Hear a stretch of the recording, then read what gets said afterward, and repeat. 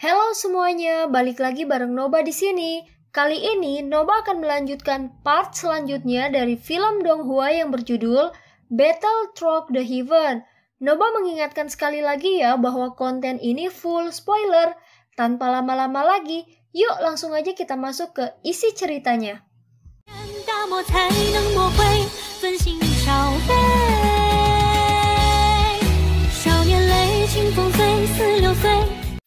Melanjutkan dari cerita sebelumnya. Apakah tempatnya di sini? Ucap Soyan. Iya, tempat ini mungkin tampak benar-benar sepi. Tetapi jika kamu merasakannya dengan cermat, kamu akan mendeteksi bahwa ada cukup banyak aura kuat di dalamnya. Ucap Yalau. Soyan secara singkat menyapu persepsi spiritualnya dan telah menemukan lebih dari 100 aura di gurun ini. Yang terlemah dari aura ini adalah kelas Daozun bintang 3. Sementara yang terkuat samar-samar memancarkan fluktuasi yang unik. Soyan telah merasakan riak seperti itu dari Yalau berkali-kali sebelumnya. Itu adalah fluktuasi misterius yang hanya dimiliki oleh elit Douseng. Ini memang layak menjadi pameran perdagangan kelas tertinggi di dataran tengah. Ini telah menarik begitu banyak ahli, ucap Soyan. Hahaha, ini hanya sebagian kecil.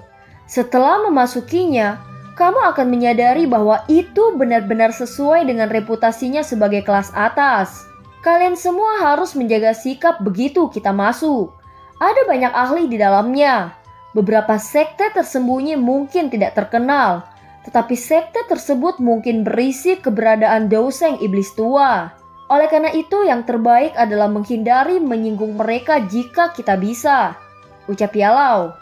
Kelompok Soyan mengangguk ketika mereka mendengar Yalau memperingatkan mereka. Tentu saja, jika orang lain datang memprovokasi kita, kita secara alami tidak boleh lunak. Ayo pergi, ucap Yalau. Yalau tidak mengatakan apa-apa lagi setelah kata-katanya terdengar. Tubuhnya melangkah melalui udara kosong saat dia bergegas menuju bagian terdalam dari gurun. Badai pasir kuning yang berhembus di sepanjang jalan otomatis menghilang ketika berada sekitar 100 meter dari tubuhnya. Soyan dan dua lainnya mengikuti dari belakang.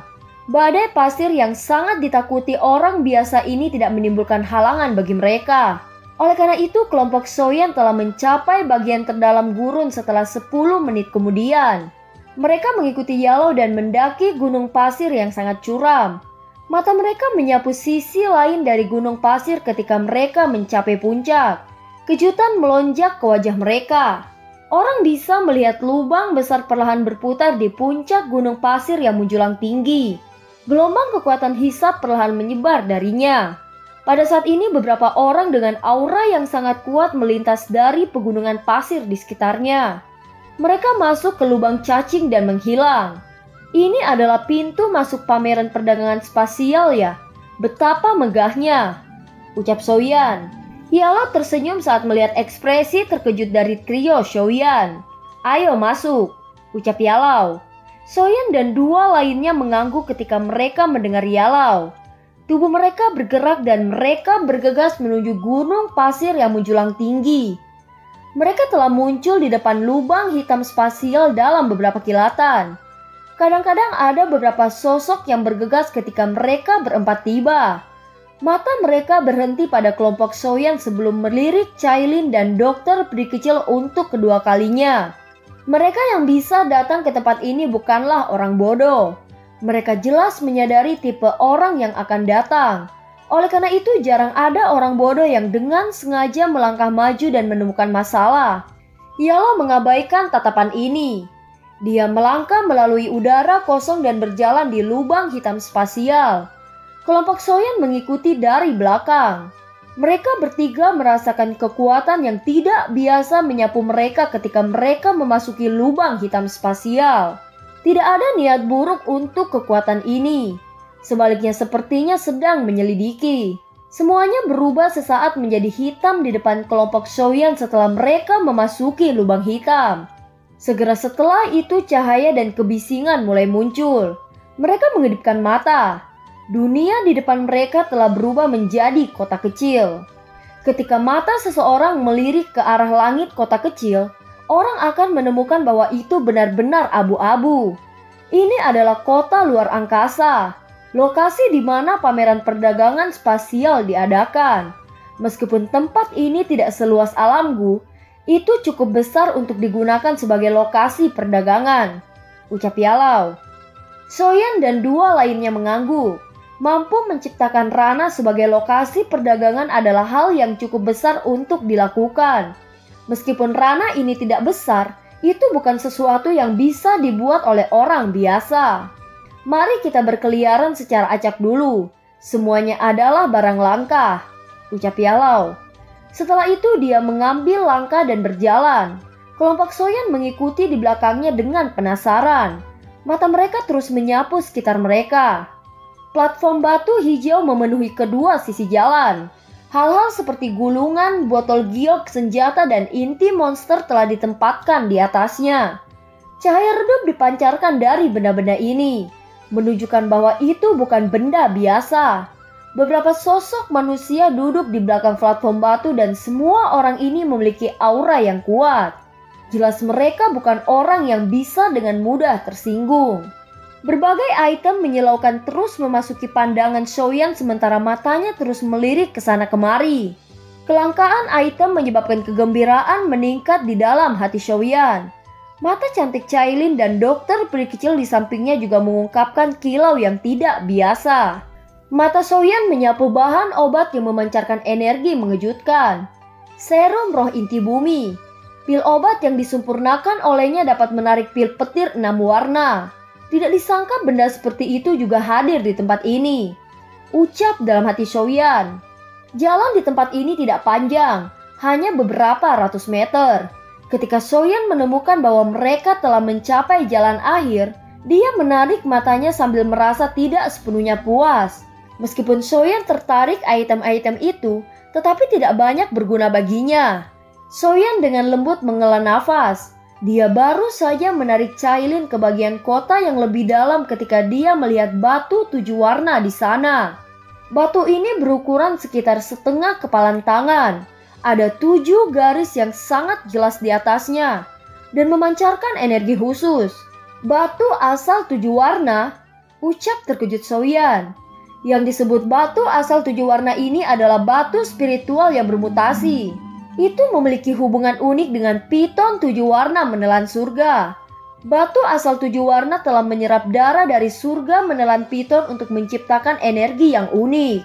Energi ini berfungsi sebagai makanan untuk piton 7 warna menelan surga. Tidak heran Cailin akan berhenti karenanya. Soyan perlahan melangkah maju. Seorang lelaki tua duduk di tempat itu. Tuan tua ini, bolehkah saya tahu apa yang Anda inginkan sebagai penukaran batu asal 7 warna ini? Tanya Soyan. 2 pil obat tingkat 8 dengan setidaknya 3 pil petir berwarna, ucap pedagang itu. Sepertinya agak mahal bukan? Ucap Soyan. Yalo menyilangkan tangannya dan berdiri di sampingnya. Dia tidak menyela. Yang dia lakukan hanyalah tersenyum saat melihat Soyan menawar dengan laki-laki itu. Jangan ditukar jika menurutmu itu mahal, ucap pedagang itu. Soyan hanya bisa memutar matanya, tetapi dia tidak mencapai tahap di mana dia akan meledak dalam kemarahan. Jika dia bahkan tidak memiliki kesabaran ini, dia tidak akan mampu menanggung pelatihan pahit itu. Sementara Soyan berencana untuk melanjutkan tawar-menawar dengan pihak lain, Cailin di sampingnya tiba-tiba meraih tangan Soyan. Jarinya menulis sebuah kata di telapak tangan Soyan, mengisyaratkan untuk membeli. Soyan sedikit dikejutkan oleh Cailin. Dia mengerti bahwa Cailin bukan wanita bodoh. Selain itu, batu asal 7 warna mungkin langka. Dia bahkan diam-diam menyampaikan pesan seperti itu kepada Soyan. Dalam hal ini ada baiknya mempertimbangkan masalah ini. Meskipun Soyan telah menerima pesan Cailin, dia tidak segera mengubah kata-katanya. Dia terus menawar dengan pedagang itu. Begitu Soyan menjadi sedikit kesal, dia melemparkan botol batu giok dan meraih batu asal 7 warna sebelum berbalik dengan Cailin untuk pergi. Orang itu terkejut saat melihat penawaran cepat Soyan. Dia meraih botol giok di depannya dan memeriksa isinya. Sesaat kemudian dia mengerutkan kening dan melihat ke belakang kelompok Soyan yang menghilang di kejauhan. Dia merasa ada sesuatu yang salah di hatinya tanpa memahami alasannya. Sialan, apakah aku yang lama salah mengidentifikasinya? Tapi itu jelas merupakan batu asal 7 warna. Ada apa dengan orang itu? Kenapa mereka cepat menghilang? Ucap pedagang itu. Setelah meraih batu asal 7 warna, kelompok Soyan dengan cepat menghilang dari pandangan orang itu. Hanya setelah berbelok, Soyan berhenti. Dia menyerahkan batu asal 7 warna kepada Cailin dan bertanya, "Apakah ada yang salah dengan batu ini?" tanya Soyan. Yalo dan dokter peri kecil di sampingnya terkejut saat mereka menunggu Cailin menjelaskan. Mereka dengan cepat memeriksa batu asal 7 warna tetapi tidak dapat mendeteksi perbedaan. Puncak sebenarnya dari piton surga 7 warna tidak dikenal dengan nama ini. Sebaliknya itu disebut 9 warna surga menelan piton. Tetapi hanya leluhur surga menelan piton dengan garis keturunan terkaya yang dapat mencapai tingkat itu. Ini adalah memori yang diwarisi dari garis keturunan surga menelan piton. Orang biasa bahkan orang sepertimu tidak tahu ini, ucap Cailin. Setelah mendengar kata-kata ini, Soyan tidak hanya terkejut, bahkan Yalo sedikit terkejut. Jelas mereka belum pernah mendengar rahasia ini. Tidak heran hanya kamu yang bisa mengenalinya. Kalau begitu apakah batu ini 8 atau 9 warna? Tanya Soyan. Kuku Cailin menggores jarinya. Setetes darah mendarat di batu itu. Orang bisa melihat garis yang bergoyang perlahan muncul di belakang garis ketujuh di permukaan batu yang halus. Untuk melihat berapa banyak warna yang dimiliki batu ini, seseorang harus menggunakan darah dari 7 warna surga menelan piton ya. Hahaha, sekarang barulah saya melihat 8 warna ini, ucap Soyan. Soyan merasa bahagia namun juga sedikit kasihan saat melihat ini. Jika ini adalah batu asal 9 warna, Cailin akan sangat bahagia. Tentu saja dia sadar bahwa ini adalah keserakahannya sendiri. 8 warna itu sudah lumayan. Jika digunakan dengan benar, itu akan meningkatkan kekuatan Cailin secara signifikan. Energi yang terkandung di dalamnya sangat besar. Jika orang tua itu menyadari hal ini, kemungkinan besar dia akan memuntahkan seteguk darah, ucap Yalau. Ayo pergi, aku akan membawa kalian semua untuk melihat harta karun yang sebenarnya. Hal yang kita butuhkan juga ada di sana, ucap Yalau lagi. Yalau membalikkan tubuhnya dan berjalan ke satu sisi jalan. Mereka bertiga dengan cepat mengikuti dari belakang. Kota luar angkasa tidak terlalu besar. Itu hanya terdiri dari beberapa jalan kuno yang berpotongan. Dan ada banyak orang di kota kecil ini. Selain itu mereka semua adalah individu yang sangat kuat. Mereka semua ahli tingkat atas di dunia luar. Tapi mereka hanya umum di sini. Soyan dan 2 lainnya mengikuti Yalau saat mereka berjalan melintasi beberapa jalan kuno. Mereka bergegas ke tujuan mereka sebelum akhirnya berhenti di ujung jalan. Terlihat ada 2 pria tanpa ekspresi berdiri menjaga pintu masuk gedung ini. Keduanya berdiri tidak bergerak tampak seperti patung. Namun masih ada fluktuasi Douki yang kuat samar-samar menyebar di sekitar tubuh mereka. Hanya 2 penjaga pintu ini saja telah mencapai tingkat Douzun bintang 6. Seorang ahli tingkat seperti itu akan diperlakukan sebagai VIP bahkan di sekte langit yang mendalam atau pavilium bintang jatuh saat ini. Dari sini orang bisa tahu standar tinggi dari pameran perdagangan spasial ini. Pavilium harta karun kuno ini bukanlah tempat yang bisa dimasuki siapapun. Seseorang harus mendapatkan undangan dari 3 sekte besar untuk masuk. Mendapatkan undangan ini tidak semudah yang dibayangkan, kecuali seseorang adalah seorang ahli atau faksi yang layak dipercaya oleh 3 sekte besar yang menyelenggarkan pameran perdagangan spasial. Seseorang tidak akan bisa mendapatkan undangan ini, ucap Yalau. Yalau berjalan menuju pintu setelah kata-katanya terdengar. Dia menjentikkan jarinya dan kartu undangan merah keluar dari lengan bajunya menuju ke arah 2 lelaki itu. Selamat datang, ucap 2 lelaki tanpa ekspresi itu. Mata mereka melirik kelompok Yalau sebelum membungkuk. Salah satu dari mereka melambaikan lengan bajunya dan 4 benda hitam melesat ke arah kelompok Soyan. Setelah itu benda tetap menggantung di depan mereka. Benda-benda itu secara mengejutkan adalah dopeng hitam gelap. Yalo tersenyum saat dia menjelaskan. Dia segera mengenakan dopeng yang menyembunyikan seluruh tubuhnya. Sebagian besar yang memasuki tempat ini menyembunyikan identitas mereka. Lagi pula seseorang tidak menunjukkan kekayaannya. Dopeng ini dibuat khusus oleh 3 sekte besar. Itu bisa mencegah orang lain menyelidiki, ucap Yalau. Yalau tersenyum setelah itu dia memimpin jalan ke pavilion kuno. Kelompok Soyan mengikuti dari belakang. Mata Soyan menyapu saat langkah kaki mereka memasuki pavilion kuno ini. Seorang lelaki tua dengan cepat berjalan mendekati kelompok Soyan. Dia dengan lembut memberitahu mereka sebelum berjalan ke bagian terdalam dari gedung redup. Yalo tidak mengatakan apa-apa saat dia mengikuti. Dia sangat akrab dengan lingkungan sekitarnya. 4 tamu, tolong ikuti saya, ucap orang tua itu. Kelompok Soyan berjalan melalui beberapa koridor gedung selama beberapa menit. Akhirnya mereka berhenti di depan sebuah pintu perunggu besar.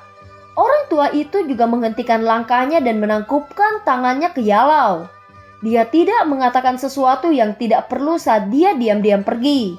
Ini adalah tujuan kita, ucap Yalau. Setelah itu dia perlahan mendorong pintu perunggu kuno. Sebuah cahaya redup keluar dari dalam dan Yalau mengambil langkah masuk. Soyan dan 2 lainnya mengikutinya melalui pintu perunggu. Sebuah aula kuno yang berukuran setengah dari stadion muncul di depan mata mereka. Bagian dalam aula kuno dipenuhi dengan banyak kursi batu. Pada saat ini terlihat banyak sosok sudah duduk. Dan wajah orang-orang ini juga disembunyikan oleh dopeng hitam seperti kelompok Soyan. Tidak ada yang bisa memberitahu identitas pihak lain. Pintu masuk kelompok Soyan menarik beberapa mata yang mengamati. Tetapi mata ini dengan cepat bergeser. Soyan masih merasakan beberapa mata diam-diam mengamati mereka. Tampaknya mereka berencana untuk menemukan identitas mereka melalui celah. Yalo tidak menanggapi tatapan ingin tahu ini. Dia berjalan ke tempat yang sedikit lebih sepi dan duduk di kursi. Dia melambaikan lengan bajunya dan ruang di sekitarnya menjadi terdistorsi. Ada banyak ahli yang hadir. Kita harus berhati-hati. Jika tidak, percakapan kita akan ditemukan oleh mereka, ucap Yalau. Soyan mengangguk ketika mendengar ini. Matanya menyapu sekelilingnya. Dia menemukan cukup banyak jejak spasial di beberapa tempat lain. Jelas orang lain yang hadir cukup berhati-hati. Mari kita diam-diam menunggu dulu. Transaksi di tempat ini kemungkinan akan segera dimulai, ucap Yalau. Soyan secara alami tidak dapat banyak membantu Yalau dalam hal penyelidikan seperti itu. Dengan kekuatan Dozun bintang 8-nya, dia mungkin dianggap sangat kuat di dunia luar.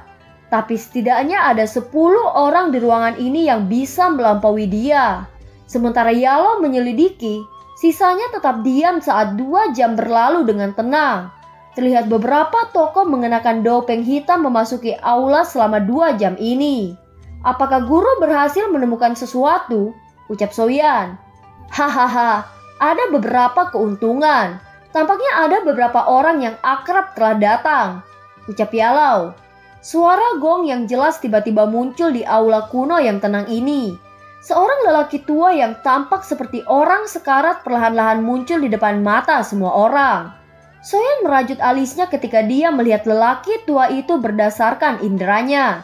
Pria tua setengah mati ini cukup menakutkan. Fluktuasi aneh yang hanya dimiliki oleh elit Doseng samar-samar muncul di sekitarnya. 9 perubahan puncak Dozun ya, ucap dalam hati Soyan. Soyan bergumam pada dirinya sendiri. Pria tua berambut putih ini sepertinya memiliki setengah kaki di kelas Banseng. Jika Doki di dalam tubuhnya ditekan sekali lagi, itu akan mengalami transformasi yang memungkinkan dia untuk maju ke Banseng. Ini adalah kepala gunung dari Gunung Harta Karun Pencerminan, orang tua Bausan. Dia telah melihat harta yang tak terbayangkan dalam hidupnya dan memiliki mata yang sangat tajam. Ketika saya pertama kali bertemu dengannya saat itu, Dia sudah menjadi ahli terkenal di dataran tengah. Saat ini dia telah menjadi 9 perubahan puncak Daozun. Dia hanya tidak jauh dari Banseng, ucap Yalau. Cailin dan dokter peri kecil mengungkapkan ekspresi muram di wajah mereka ketika mereka mendengar kata-kata ini. Terutama Cailin, hatinya sedikit terguncang.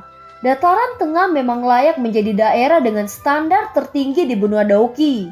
Jika ahli seperti itu datang ke bagian barat laut benua, ahli itu pasti akan berada di puncak. Tetapi dia tampaknya menjadi tuan rumah pameran dagang ini. Tidak heran ini bukan pameran dagang biasa. Hahaha, ini adalah pameran perdagangan spasial lainnya. Bagaimana kabar semua orang? Ucap orang tua yang bernama Baosan. Suara dia bergema di samping telinga semua orang. Tetapi tidak ada yang hadir menanggapi salamnya. Suasana aula itu anehnya masih sepi. Orang tua Baosan juga tidak peduli dengan tanggapan ini. Ini bukan pertama kalinya dia mengalami hal ini. Dia melambaikan lengan bajunya dan ruang di sekitarnya perlahan menjadi terdistorsi. Terlihat penjara spasial sekitaran area orang tua Baosan itu. Aturan lama masih berlaku. Semua orang seharusnya tidak terlalu memikirkannya. Hampir semua orang ada di sini. Dalam hal ini saya tidak akan mengatakan sesuatu yang tidak perlu. Mari kita mulai pameran dagang ini, ucap Baosan. Semua tatapan di dalam aula besar segera tertuju padanya. Ada beberapa antisipasi dan kegembiraan yang samar-samar hadir. Semua orang tahu bahwa barang-barang yang ditawarkan di pameran dagang ini tidak biasa. Selanjutnya kita akan mulai melelang objek pertama dari pameran perdagangan spasial ini, ucap Baosan. Tangan Baosan menggosok ruang kosong di depannya dari dalam dinding spasialnya yang terdistorsi. Sepasang sayap tulang putih pekat muncul di depan mata semua orang. Sayap setan Phoenix, ucap Soyan. Soyan terkejut saat melihat sepasang sayap tulang yang familiar ini. Ekspresinya segera menjadi sedikit aneh. Dia selalu mendengar bahwa suku Heaven Demon Phoenix sangat menghargai mayat dan garis keturunan anggota suku mereka. Siapapun yang berani mengambil mayat akan dikepung dan diserang oleh suku Heaven Demon Phoenix. Oleh karena itu dia selalu takut mengungkapkan sayap tulang miliknya. Tanpa diduga barang pertama yang dijual di pameran perdagangan spasial ini adalah sayap ini. Sepertinya suku Heaven Demon Phoenix telah bertemu dengan banyak serangan diam-diam. Hahaha, tubuh Heaven Demon Phoenix memang penuh dengan harta karun. Tidak aneh bagi seseorang untuk menargetkan mereka, ucap Soyan. Orang tua Baosan tersenyum. Dari kelihatannya dia dengan jelas menunjukkan bahwa dia tidak takut menyinggung Heaven Demon Phoenix saat dia berkata, sayap Demon Phoenix, sayap Heaven Demon Phoenix. Setiap orang yang hadir harus menyadari betapa langkahnya mereka. Jika mereka disempurnakan menjadi dao keterampilan terbang, tidak ada seorang pun dari level yang sama akan dapat mengejar Anda dalam hal kecepatan. Membunuh orang lain atau melarikan diri adalah suatu keharusan. Pemilik sayap Demon Phoenix ini ingin menukarkan dengan pil obat tingkat 8 yang telah mengalami pil petir 4 warna. Setelah evaluasi kami, sayap Demon Phoenix sangat berharga. Karenanya siapapun yang tertarik dapat mulai menawar, ucap Baosan. Aula besar sekali lagi menjadi sunyi setelah kata-kata Baosan terdengar. Soyan menyilangkan tangannya di depan dadanya. Dia menyandarkan tubuhnya ke sandaran dan memperhatikan semua orang dengan penuh minat. Dia sudah memiliki sepasang sayap Demon Phoenix dan secara alami memahami manfaatnya. Dengan mengandalkan itu, Soyan telah lolos dari tangan orang-orang yang jauh lebih kuat darinya berkali-kali. Namun karena Soyan sudah memilikinya, dia tidak akan menaruh perhatiannya. Aula besar itu benar-benar sunyi. Tidak ada yang berbicara. Tetapi lelaki tua Baosan tidak cemas. Wajahnya masih penuh dengan senyuman. Keheningan ini berlanjut selama sekitar 5 menit sebelum suara serak akhirnya berkata, "Aku menginginkannya," ucap suara yang terdengar. Mata Soyan melihat ke arah dari mana suara itu berasal. Dia melihat sesosok manusia dengan dopeng secara acak melemparkan botol giok ke arah lelaki tua Baosan. Orang tua bosan menerima botol giok itu. Dia membukanya dan melihat sekilat sebelum tersenyum. Matanya melihat sekelilingnya dan bertanya, "Apakah ada yang mau menawarkan harga lebih tinggi dari ini?" Ucap Bausan. Lingkungan benar-benar sunyi. Ini tidak mengejutkan orang tua Bausan. Pemilik asli sayap Demon Phoenix ini adalah Dozun bintang 6. Itu tidak buruk bahwa itu bisa ditukar dengan pil obat tingkat 8 dan pil petir 4 warna. Tidak ada yang akan tersinggung untuk itu dengan harga yang lebih tinggi karena itu tidak sepadan. Orang tua Bausan tersenyum ketika dia melihat tidak ada yang membuka mulut mereka. Dengan jentikan jarinya, sayap Demon Phoenix di depannya terbang ke orang yang telah menawarkan tawaran. Penawar meraih sayap dan memasukkannya ke dalam cincin penyimpanannya. Transaksi ini sangat sederhana. Kedua belah pihak akan bertukar barang pada saat yang sama karena barang yang mereka tukar semuanya sangat mahal. Yalo menjelaskan dengan lembut. Tempat ini berbeda dari lelang biasa, kecuali ada alasan khusus. Kebanyakan orang akan memilih untuk menyerah ketika barang yang mereka keluarkan jauh melebihi barang yang ingin mereka beli. Lagi pula orang-orang di sini bukan pengisap, ucap Yalau. Soyen mengangguk. Kemungkinan seseorang dapat menemukan lusinan orang di sini yang dapat mengeluarkan sesuatu yang melampaui pil obat tingkat 8 dan pil petir 4 warna. Namun hanya satu orang yang menawarkan tawaran sebelumnya. Itu sebagian karena daya pikat sayap Demon Phoenix ini tidak cukup. Tetapi itu juga menunjukkan ketenangan orang-orang ini. Orang tua Bausan tersenyum setelah berhasil menyelesaikan transaksi pertama. Objek lain sekali lagi melintas dan muncul di depannya. Anehnya itu adalah gulungan emas pucat. Dan film pun berakhir. Terima kasih udah dengerin Nobas sampai akhir ya. Sampai jumpa.